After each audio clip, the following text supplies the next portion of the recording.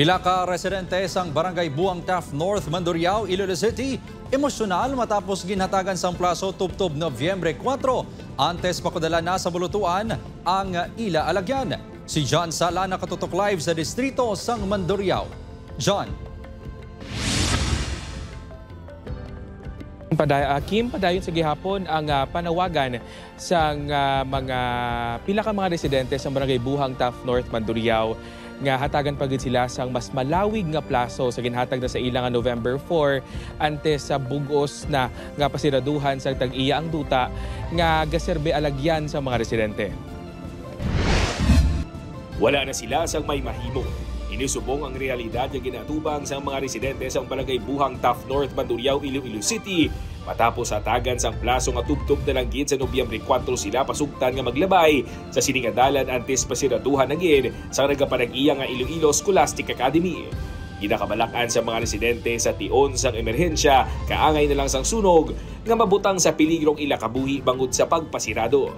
Si Manang Janice, nga isa sa mga nagapamatok nga residente, emosyonal na nga nagpalapot sang iya hibubunon. Halimbawa, may emergency sa sulod, laban-laban, batok kay gami dire. Wala sila balatsagon, mga sapat sila. Si Tatay John naman, handa kuno nga magpakanubo kag magampo sa mga nagapanag-iya para sa iya pamilya. Kung gusto nila, halukan ko, dapa-dapa nila, imuon ko sir, para lang sa kabataan ko. Para lang sa kabataan namon di. Ang ginakuan lang namon di, ang kuan lang, boss damdag sa mga bata namon. Apang sunod sa barangay officials ang Buang Taft North, wala na sila sa may mahimo. Kung mahimo patani, matagaan pa sila sang astas November mahuman, mabutangan na ito namon sa alagyan nga hindi sila makakon. Di nag-okay man sila. So by November 4, isikituri, i-close kinada. May alternatibong adalan ang mga residente apang ilag na reklamo nga tuman kabudlay para sa ila pangod nga malayo ini kag maluta kundi kululan.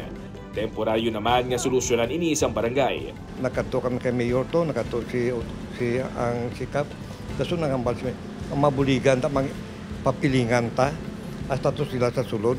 Kuti ulat-ulat anay sila kay mangita pa sang piling materials para sa nada. Kalaba almost 500 meters ang hasta pasulod sa ila.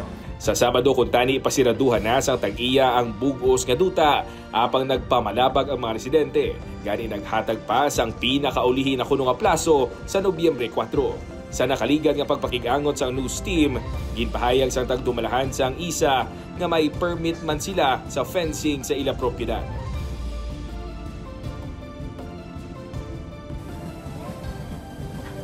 Kim, suno sa barangay official sa Barangay Buang Taft North, Mandurriao, handa man sila in kaso nga magpakatig-a pagid ang mga residente no sa adlaw sa pagpakudala sa among duta.